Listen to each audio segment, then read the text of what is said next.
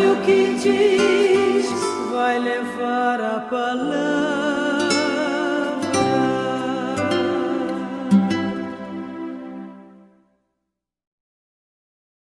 Meus caríssimos irmãos e irmãs, nós estamos vivendo esse tempo precioso de maior atenção à palavra de Deus.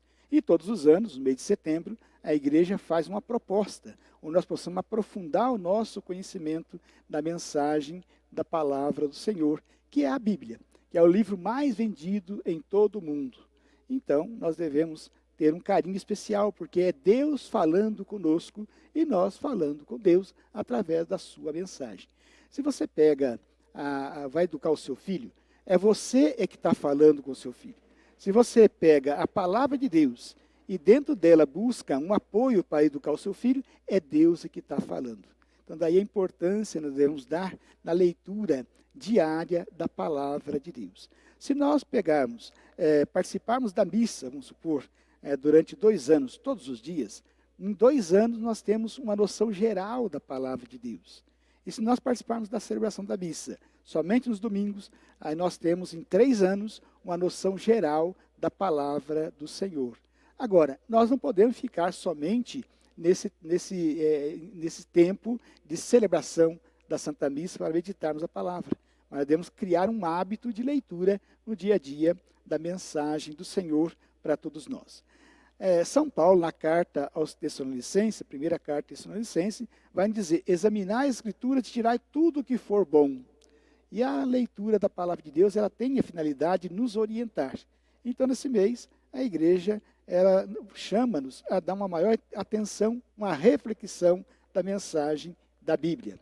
Moisés, no 15º domingo do tempo comum do ano C, no livro de Deuteronômio, diz: a palavra de Deus não está do outro lado do mar, e nem está muito lá em cima no céu, onde nós possamos dar desculpas que nós não alcancemos a palavra de Deus. Observe, hoje os novos meios de comunicação estão aí para nos ajudar a buscar a palavra de Deus em todo momento da nossa vida.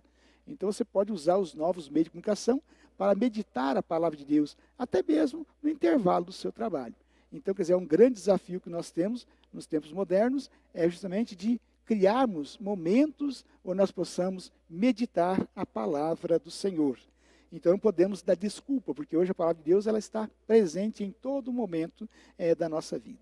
São Paulo escreve a Timóteo: toda a Escritura é inspirada por Deus, é útil para ensinar, para repreender, para corrigir e para formar na justiça. E por ela o homem de Deus se torne perfeito, capacitado para toda obra boa. E de fato, se nós formos meditar a palavra de Deus e buscar nela inspiração para tomarmos decisões na nossa vida, com certeza nós vamos tomar as melhores decisões possíveis. Porque Deus vai nos orientando nessa caminhada e nos nossos afazeres, no nosso dia a dia. Então não podemos buscar a palavra de Deus a nossa vontade, e sim a vontade de Deus. Porque muitas vezes nós percebemos que as pessoas vão buscando a palavra de Deus somente aquilo que lhe interessa. Não, porque a palavra de Deus muitas vezes ela vem também puxar as nossas orelhas, para que nós possamos nos deixar corrigir por ela. Então não é a nossa vontade de buscar a palavra de Deus, mas sim a vontade de Deus. E Deus vai se revelando quem Ele é no decorrer da sua história, ou melhor, daquilo que nós vamos buscando dentro da Bíblia. Né? Podemos fazer da Bíblia um pronto-socorro. Nós buscarmos somente aquilo que nos interessa. Não, nós devemos cultivar a mensagem da palavra de Deus em todos os momentos da nossa história. Na carta aos Hebreus, o autor escreve que a palavra de Deus é viva e eficaz, mais penetrante do que uma espada de 2 gumes, e atinge até a divisão da alma e do corpo, das juntas e medulas. Então veja a força da palavra de Deus, a força que ela tem em nossa vida. E também nos diz: e discerne os pensamentos e intenções do coração. O homem de Deus, ele fala as coisas de Deus. Por quê? Ele busca a sua palavra, inspirações para a sua vida no seu dia a dia. O profeta Isaías escreve: assim como a chuva e a neve que cai do céu e para lá não voltam sem regar a terra, sem ter fecundado a semente e feito germinar a palavra também de Deus. Ela não volta vazia quando ela cai nos nossos ouvidos e abrimos o coração para ela, né, fazer aí os seus efeitos necessários para uma vida em harmonia comigo mesmo, com os meus irmãos e também com Deus. Isso nós encontramos lá em Isaías 55, versículos de 10 e 11. A meditação da palavra de Deus vem trazer segurança em nosso coração, de que ela tem força o suficiente para transformar qualquer realidade. Eu digo assim, que a palavra de Deus ela tem força para transformar qualquer situação da nossa vida. Seja lá qual o problema que nós estamos passando, mas ela nos dá força, nos revigora para superar os obstáculos e caminharmos, revigorar nossa força e caminharmos em direção à vontade de Deus, né? Então, é o grande desafio que a palavra de Deus nos propõe. E muitas vezes precisamos de um esquema para poder meditar a palavra de Deus. Eu lembro aqui, o Padre Jonas, ele tem um esqueminha, né, de leitura da palavra de Deus, porque nós temos que aprender também a ler a palavra de Deus, de que ela venha ao nosso encontro, das nossas necessidades. Não é fazer o que eu quero, mas é que ela vem saciar a minha sede. Por isso que o Padre Jonas, ele tem um esqueminha de leitura da palavra de Deus, que nos ajuda a entender melhor as Escrituras. Então, ele vai pegando trechos, né, capítulos de alguns livros, e vai, podemos dizer, costurando a palavra de Deus. E aí sim nós vamos criando gosto da leitura da mensagem do Senhor. Então é isso que nós precisamos criar em nosso coração. A igreja no Brasil, em 2020, a CNBB, ela, nesse mês de setembro, ela faz uma proposta. Que proposta é essa? De leitura do livro do Deuteronômio. Deuteronômio, ele vem trazer como tema, a igreja traz como tema, abre a tua mão para o teu irmão, com o objetivo de promover a justiça, a solidariedade com os pobres, o órfão, a viúva e o estrangeiro. Então veja, são leis humanitárias, é verdade, leis humanas e encontradas no Código da Aliança, palavra de Deus, que nos ajuda a viver melhor essa comunhão comigo mesmo, com Deus e também com os meus irmãos. Eu digo assim que nós somos criados à imagem e semelhança de Deus, mas se nós não prestarmos atenção naquilo que Ele tem para nos orientar pela sua palavra, nós também perecemos no meio de tanta confusão, de tantas propostas que o mundo hoje nos faz, né? Então, meus irmãos e irmãs, somos convidados esse mês da palavra de Deus a meditar, né, e criar no nosso coração um hábito de leitura, redescobrir essa carta de amor que Deus tem para com cada um de nós. E é um grande desafio, claro, um desafio muito grande nesses tempos modernos, porque nós estamos aí, no meio de tantas propostas, também buscando essa proposta de Deus no nosso dia a dia. Então não podemos, você tem a sua Bíblia em casa, você não pode deixar ela simplesmente aberta na sua estante, mas você tem que pegar ela e folhear, ler a mensagem, e aí Deus vai escrevendo a história dele na sua história. Eu lembro lá, Eclesiástico, capítulo 3, você pode pegar na sua casa e ler com os seus filhos. O que Eclesiástico vem fazer na proposta do capítulo 3? Ele vem dizer que o filho que ama seu pai, que se deixa orientar pelo seu pai, tem a graça de Deus. Mas leia lá em casa.